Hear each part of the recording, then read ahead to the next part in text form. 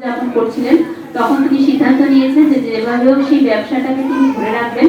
তারপরে অনেক চেষ্টা করে তিনি নিজে এখন এই ব্যবসাটা পরিচালনা করেছেন। এই জন্য আমরা মনে করেছি এটা একটা অনুকরণীয় দৃষ্টান্ত হতে পারে এবং তিনি যে স্ট্রাগল এখনো করছেন এবং আমাদের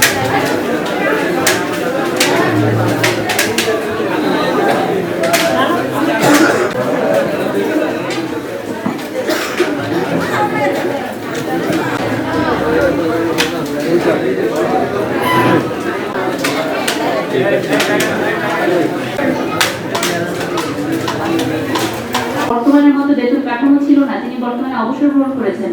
তার যে বড় মেয়ে, তিনি ঢাকা বিশ্ববিদ্যালয় থেকে সমাজবিজ্ঞান বিষয়ে অনার্স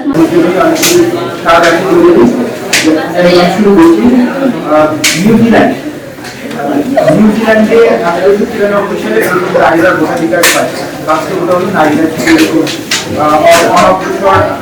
আমাদের সমাজের প্রায় আগে। এরপরে সফল জননীতি ক্যাটাগরি আছেন, সেই ক্যাটাগরির যিনি আছেন তিনি অসুস্থ আছেন, এই জন্য আসতে পারেন নাই, কিন্তু একজন সঠিক লোককে আমরা নির্বাচন করতে পেরেছি। বাকি সকলেই সঠিক এবং সকলকে আমরা যোগ্য মনে করছি এক থেকে।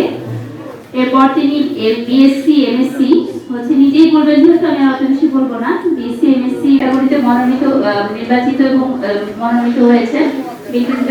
বর্তমানে মেজর হাফিজউদ্দিন সরকারি মহিলা কলেজে সহকারী অধ্যাপক হিসেবে কর্মরত আছেন। মধ্যে সবচেয়ে ছোট এবং ছোটবেলায় তার বাবা মারা গিয়েছিলেন এবং সেই সময় যে রক্ষণশীল পরিবারে তিনি বেড়ে উঠেছিলেন, তাকে ঢাকায় অনুমতি দেওয়া এটা একটা ক্যাটাগরিতে মনোনীত করেছে। তো আপনাকে অনেক শুভকামনা রইল আপনার প্রতি।